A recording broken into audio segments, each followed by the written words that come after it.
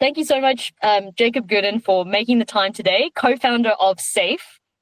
And I guess how I'd love to start our time today is maybe perhaps you could tell us a little bit about what Sayfe is and just why did you start something like this? Was it a particular moment? Was it a series of moments? Was it a frustration over a long time? Was it motivated by a friend, a colleague? We'd love to just kind of get into your headspace as a co-founder and understand your motivations for starting such an incredible platform, and tell us a bit about what Sayfe does first.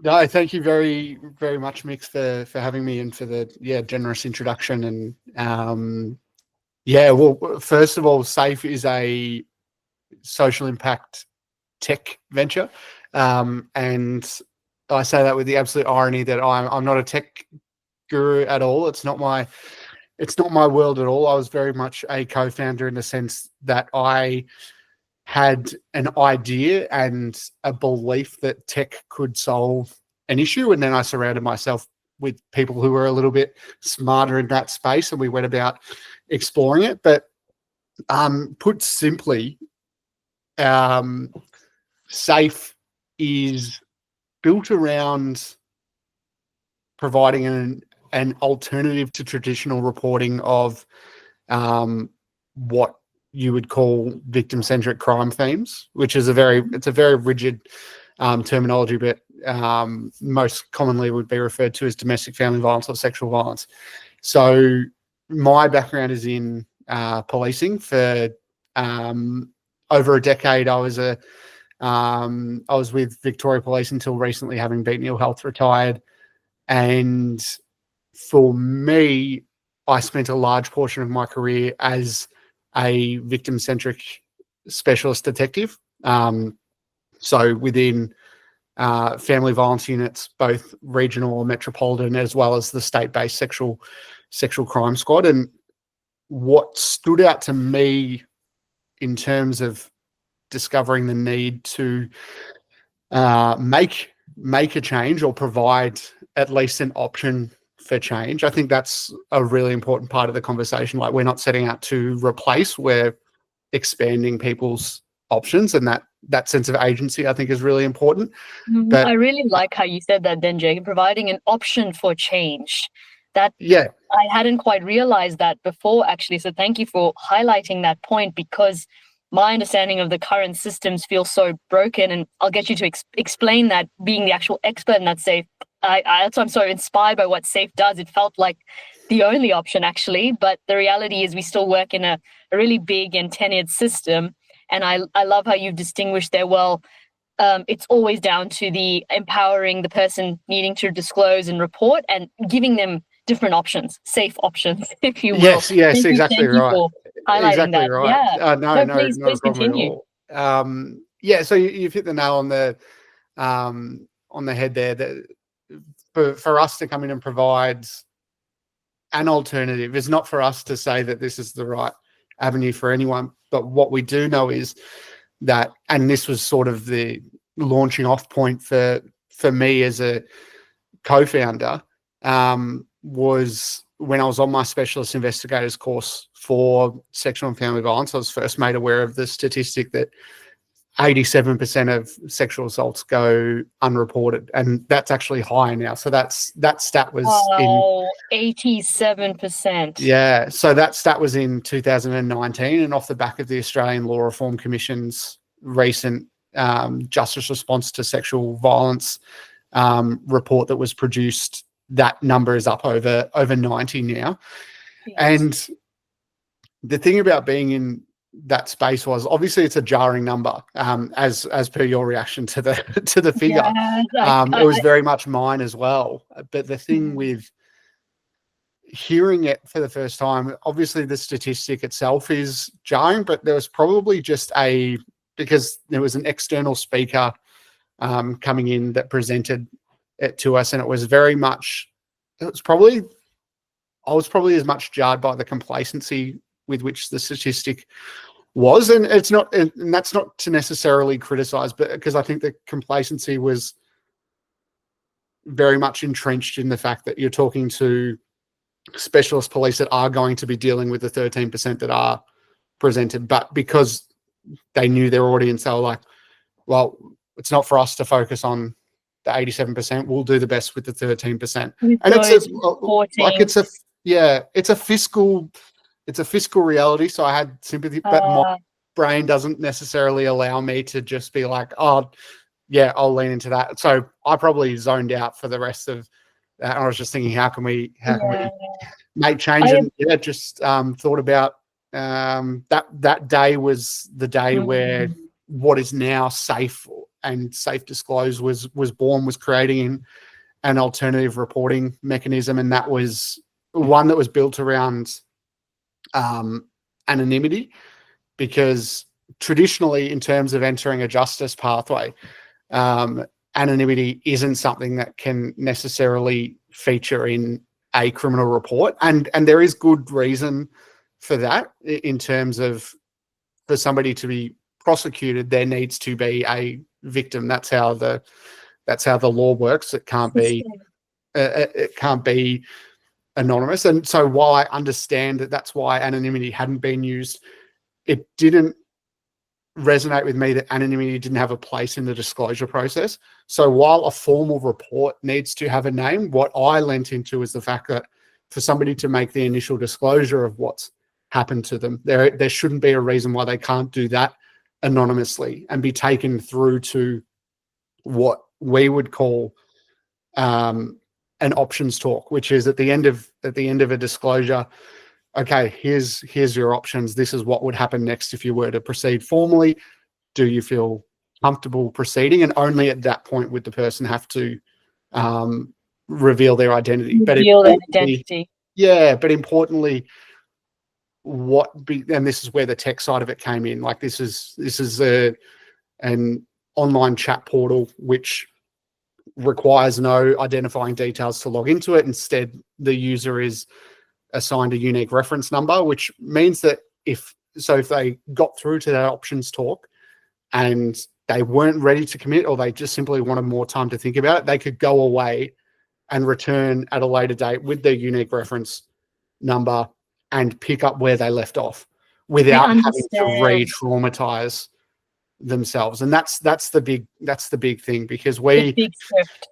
Yeah, because it's 2025 and the current reporting mechanisms, or the traditional reporting mechanisms, are walk into a police station or call a police station. And the reality of walking into a police station is that the person at the front desk is likely the most junior person in the police. That's where you sort of start. That's and I've been that person as well. And so I've been the person that didn't know how to respond to this query before. But the thing with that is that person tells that story, the most harrowing story of their life, to this person behind the desk who doesn't know what they're doing, and not a knock on them. And that's just in the lobby, right, Jacob? They don't go into a special room or something because we need someone at the desk.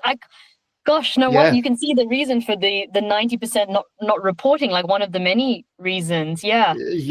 So there's and that's 100% it. Like once, and something I absolutely stand behind is that the specialists in this space are brilliant at what they do. So the specialist investigators, but it is gaining access to them, which has multiple steps, and you might have to speak to 3 people along the way before you gain access to them. And that is where you've had to tell your story 3 different times to 3 different people, each of whom have taken a set of notes, and they might shorthand write the way a story was relayed to them. All those notes become evidentiary, and then you've got a defense solicitor that tries to pick holes in the inconsistencies, which, as somebody who's looked into how memory works in recounting trauma, we cannot tell the same story 3 times identically, because the second time you tell it, you think of something that you forgot before, or maybe this is important and you add something. You just can't tell. But for whatever reason, in courtrooms, defense barristers are allowed to attack those inconsistencies, even though essentially. So in terms of that portal that we created, it was it was designed for that portal to be staffed by those specialists. So direct access, and those, instead of the investigator having to take their own shorthand notes of what's saying, they just have the transcript of the exact wording that was used by the person making the disclosure. And, and we factored in, accessibility, whether somebody would need access to a translator. So the ability to add a third party to it to act as that translation service, or whether it's, whether it's somebody who finds themselves in a mental health crisis at the time, because mental health does so regularly go hand in hand with the aftermath of a sexual assault, and recounting that trauma can obviously bring on tremendous trauma. So the ability to welcome in a third-party trauma support worker, all of those are factored in to this service.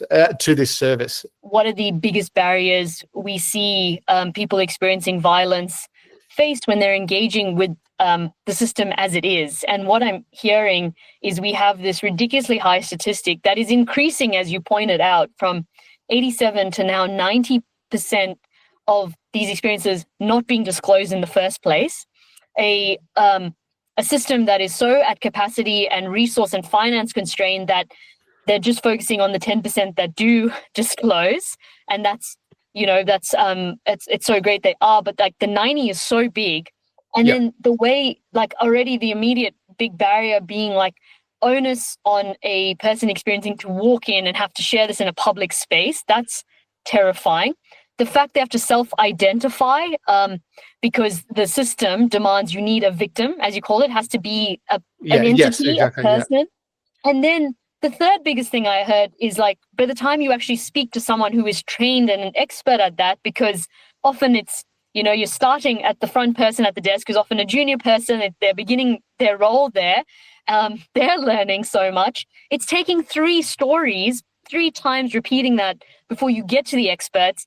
And in that journey, that's what defense often use to pick apart the case in the first place. I mean, it's you can really put yourselves in your shoes and see, gosh, even for those, the 10% who are coming and disclosing, like, what are the chances of getting any justice? Because that's hugely problematic, which is why, because that was definitely something that came up early days, was, well, while we look at the 13% or now the 10%, the success rates there are still absolutely low, which is, and like, what point is there in increasing reporting if that success rate doesn't grow? But that's where, the evidentiary benefits of what we were offering, we thought, definitely aid that,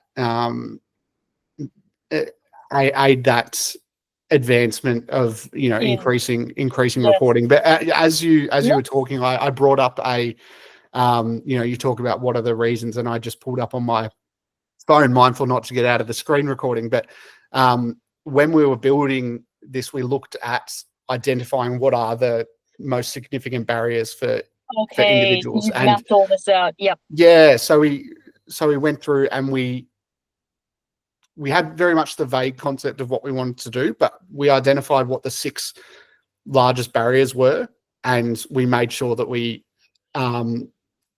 address those. So the first barrier is so it's credibility. So the fear of not being believed or having a lack of credibility, and that can, for someone working in the workplace setting that you guys are in taking reform, like a manager versus an intern, like, I don't have any credibility about. Yeah, exactly right. So then there's blame, fear of being blamed by others. So, and where Sarah from Polish Innovators as well, like, immediately, what were you wearing? Because that is such a real phrase. That's not.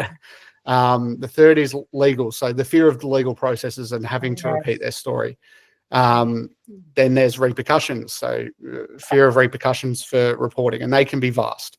The fear of publicity, the assault becoming public knowledge in your space. And then coming down at the end, which is the social phobia, which is fear of having to communicate your assault to someone face-to-face or over the phone. And if there's one thing that COVID taught us, it's that we have a generation that are very much comfortable with the idea of behind screen interaction, and that's whether it's face to face like you and me are somewhat now, or whether that's the written word. But I know if I was to talk about the worst day in my life, I would feel absolutely most comfortable doing that by my fingers hitting the keyboard, because I don't want to hear, I don't want somebody to hear me being emotional. Like, Yes. I can communicate the same story without having to, like, the story is making me vulnerable enough. I don't need the sound of my voice to be adding to that. You're And feeling that. so, yeah, thank you for so outlining those 6. It's powerful when we can put that on paper and see those 6. And I'd love to. I think we've put our listeners in a good space of understanding the system as is and how intense and overwhelming those barriers are, which really can make us understand why that statistic is so horrendous. Let's flip a bit, because you started to talk about Sayfe and how they were addressing that. Let's talk about the changes. Let's talk about these small and powerful changes Sayfe is doing, or you've seen the system or organizations do, that is trying to lower that barrier to sharing. Let's share some positive things. Please, you're doing incredible work in this space. How are we addressing those 6? Yeah, so very much and this is what's been great about the Polished Innovators program is coming in, because I joined the police when I was 21. Ill health retired literally only last month, which is when it was all finalised. And so I'm not a businessman. I am somebody who was in policing, but always had, I suppose, a flair for creative problem solving. And I think that's what allowed me to do well in my career, because I got the business as usual done first, but then I thought, how can we enhance as we go along? And when I hit that roadblock, which had nothing to do with my mental health injury that resulted in the end of my career, hitting this roadblock. But the powerful thing for me when it became apparent that I was on my way out was talking with my psychologist and, having that frustration that, I was doing good work. I was helping people. I still feel like I can help people. And clearly at some point in time, I had talked about this idea and it having fallen flat on deaf ears. And he's like, well, why don't you use this time to explore what doing that as an individual would do, like not entrenched in the within the boundaries of a hierarchical rank structure, of which I was very much towards the bottom. So that getting into a program like the Polished Innovators, because something very, very relevant that you said off the top was, policing sort of nationwide at the moment is in a bit of a resource crisis. And the reality of a solution like this is that it would require people to staff these portals, and they don't grow on trees. And, to me, I sit there and go, well, that doesn't mean that we can just afford to not do it still. But then in this environment, and this is, the lack of business head on, I'm just like, well, we just got to do it. But fiscal realities are fiscal realities, apparently. So, so what I have been encouraged to do is a little bit of a pivot in within the realm of what Safe Disclose can be, in that it doesn't necessarily need to just be a point of entry to justice systems. It might perhaps instead be benefited by that initial point of access to support services, because that's something else. Because there's definitely very much those fears that we outlined still really exist in going and seeking support, just to seek support. Whether that's fear that there'll be a mandatory reporting. If I go and tell my story to a support agency, will they go and, report it against my will? Like, perception is reality. And if those perceptions are out there and it's not the reality, perception wins in those pathways. So, and, in Victoria, we have the Centre Against Sexual Violence, or CASA as it's known for short. And that's a really good resource where somebody could go and get assistance in person, and they would help facilitate that first meeting with a specialist police officer. So there is a pathway there to skip those Safe is being things. a lot broader. Yeah, so even if we could even if we could become a resource for some of those support agencies as that initial point where all of those fears can be allayed. If I tell you, for a support agency, it's not necessarily going to be the options talk of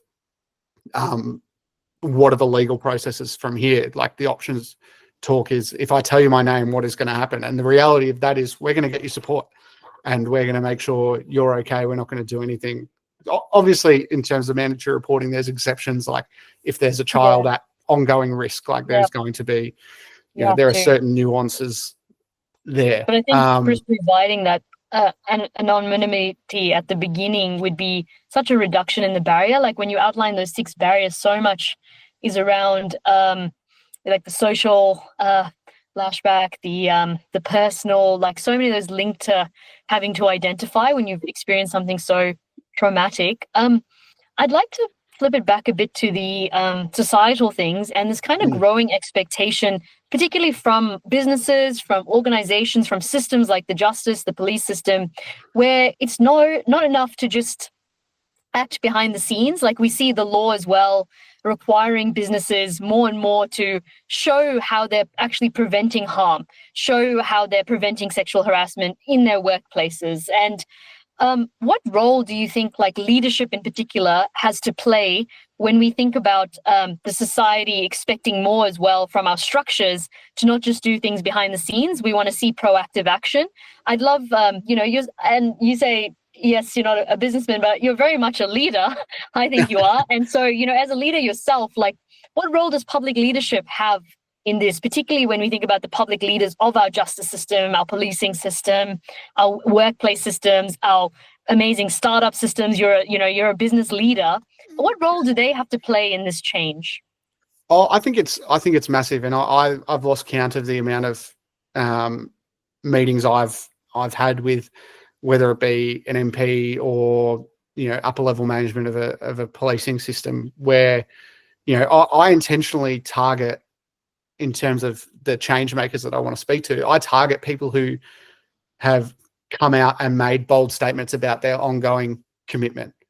So with a view Jacob. to, good, you hold them accountable. Yeah, with a view to, okay, you've said this. Yeah. What are you now going to do about it? And the point of frustration, and this is something that I've said to multiple mentors through this space, is I'm sick of hearing the response of, we've dedicated funding for more research.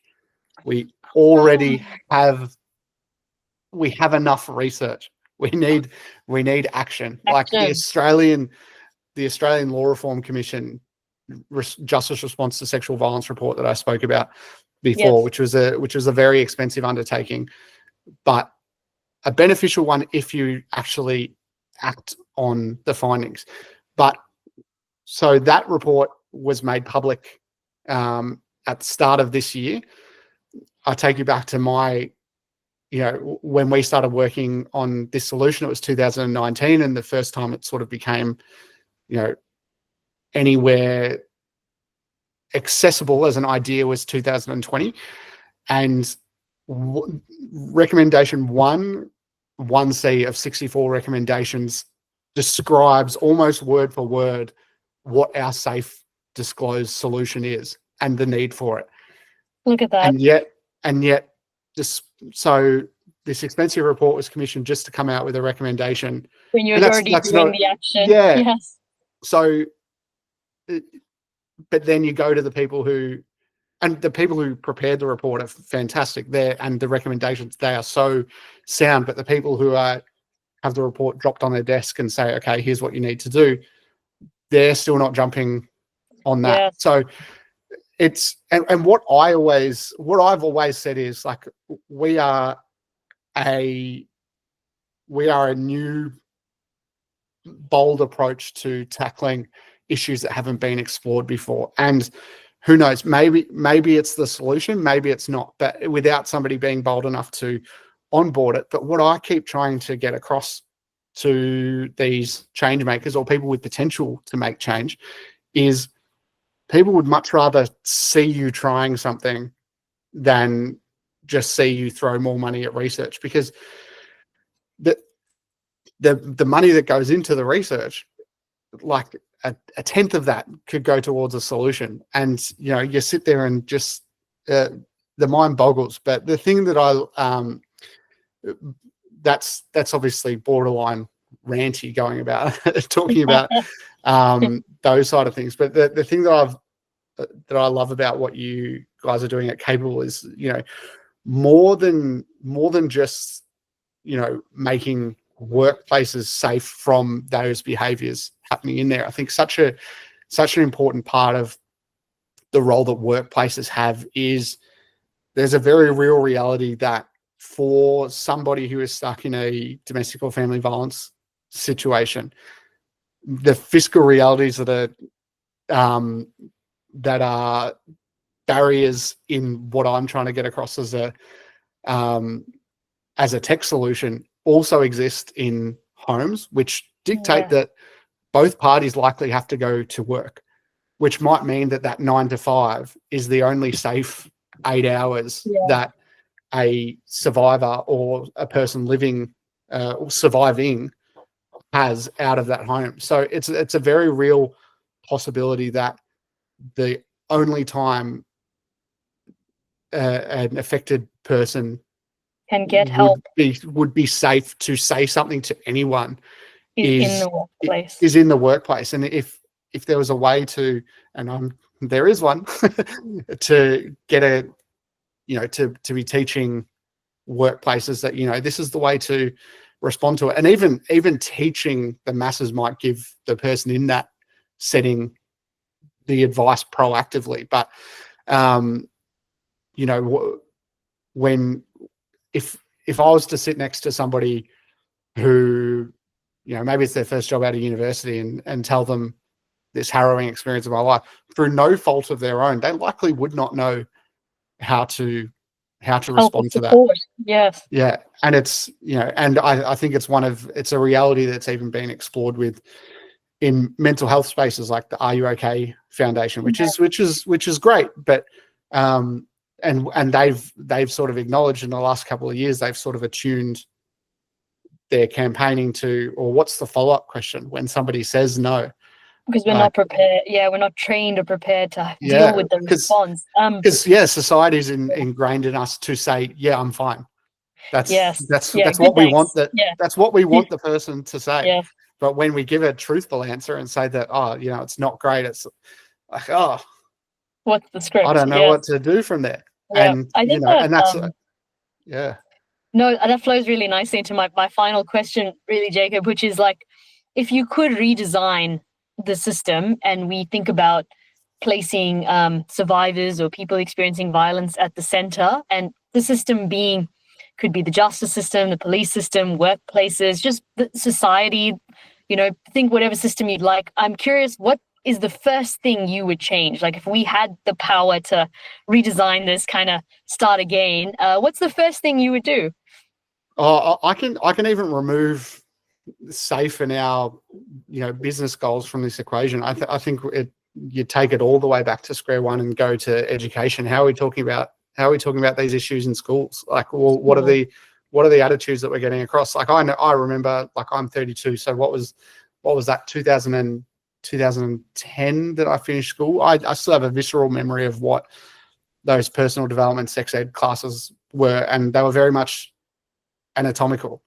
Yes. Conversations about what makes a baby, not about how does one find themselves in a respectful situation to where even the thought of having a baby and the act that is required to do it can happen in a safe and respectful way. Like, that isn't touched on at all. And I think some schools are leading from the front and they're outsourcing to third parties, but I think curriculum wise it could be a mandated thing that there needs to be much more on it, and some level of, because again, one of the visceral memories of that was that it was not a graded class. Like, there was no, like, you couldn't really pass or fail. It was attendance only, and very regularly it got turned into a study period.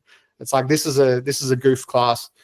I have a maths test next and Yeah. I would have needed every minute to study for a maths test because I was not good at it. So I probably would have lent into that rhetoric at the time. But I don't know. I feel like there needs to be some measurable, and this is like obviously not self-serving because I'm not working in the education space at all. But that I'd go that far back and be like, because to give a quick anecdote, I don't even know if it's an anecdote, but it's just a belief, I guess, that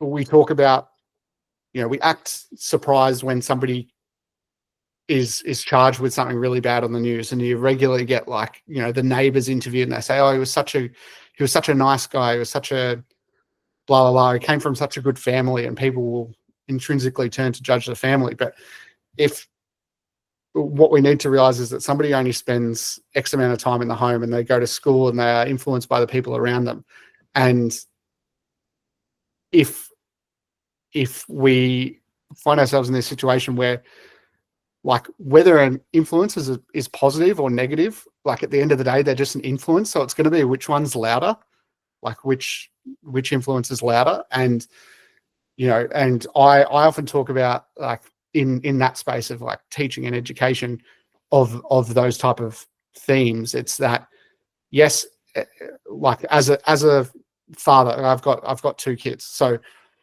I will be very adamant that setting an example and just doing the right thing isn't going to be enough. I'm going to have to narrate why what I'm doing is the right thing, because if there is a louder influence outside, then it's just, I don't know if there's a point in anything that I just said, but I would say education is big. No, Jacob, thank you. I think you leave us all with that was such a wonderful insight there.